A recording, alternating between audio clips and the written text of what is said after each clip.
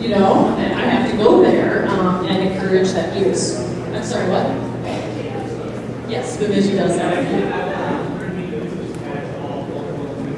Yeah. People might not have heard that. Bring me the news, that sort of thing. So, but you have to tell us. The media is eavesdropping on you. But, uh-oh, we've got a question. Can I take this?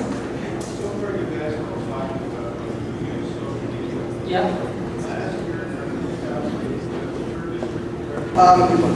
We were, go ahead.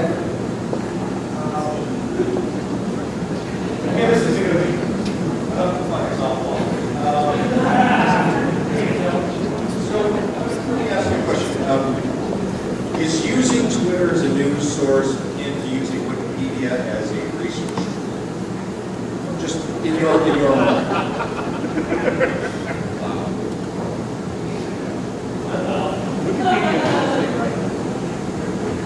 Okay, so there's some danger here.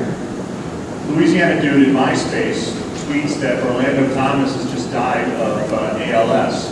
Vikings website picks it up. Star Tribune picks it up. There's a lot of apologies the next day. So, you know, I guess when I'm using Twitter or Facebook or very rarely MySpace as a source, you know that that's not a definitive source. There are some things. I mean, I read that Bob Ingrassia was going to NPR on Bob Ingrassia's tweet, even though Bob's account isn't verified because he's not a big star yet. I knew that was legit, and I went with it. If I'm taking something from somebody that I don't know, I'm going to take it as a lead, hopefully, not as a fact, and that's just hopefully being a good journalist. To talk about this kind of stuff, we all love, everybody who's into it, we love to talk about it. But is it really all that different from the days of the tip line, where somebody would call in with a tip? Is it? But I'm wondering more from an organizational standpoint. How can I work at the Star Tribune and I administer the social media for the Star Tribune? How can we convince people in organizations that this is a positive thing, page views a month? Why should we invest time in a general Star Tribune account when there's a few thousand, 10,000?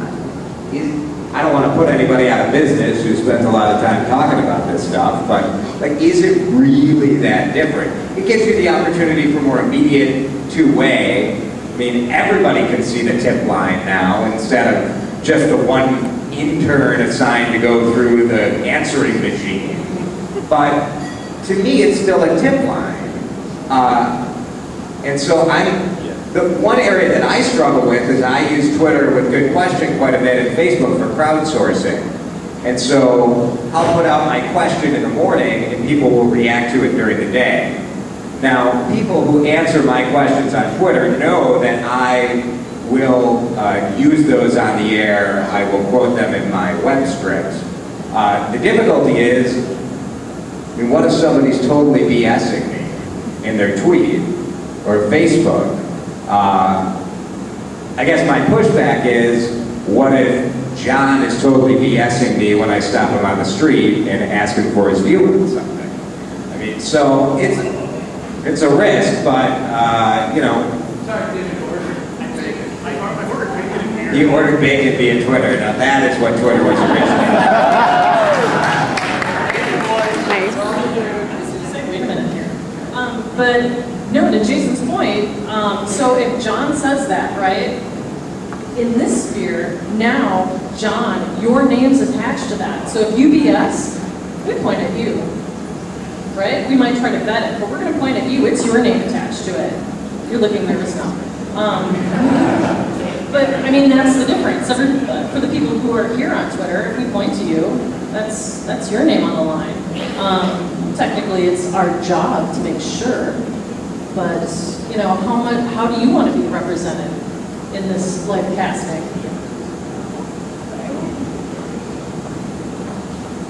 There's an interesting Pioneer Press example sort of along these lines. Some of you already know about this. We were covering the Republican National Convention quite aggressively, And there was a Twitter component to that, and I was sort of in charge of that. And something interesting happened when the arrests started happening, the house raids and so forth. I'd be sitting at my desk and my iPhone would be in its cradle, and I had already taken the trouble to follow, certain particular relevant accounts. And an interesting thing happened. The iPhone suddenly turned into a police scanner for the 21st century. It started going crazy, whenever something involving police and protesters and raids and arrests happened. That was fun because I became sort of an informal dispatcher. I'd call the news and say, hey, looks like they're raiding this house. You better send somebody over there. And that worked for a time. I was feeling, wow, I'm so important. I get to direct the news operation. But then, a day or so later, wild rumors were flying, and I started feeding the news desk, some bad tips based on misinformation, intentional or otherwise.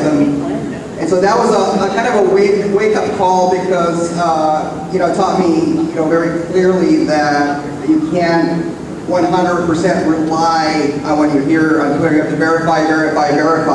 Very important. Any other questions?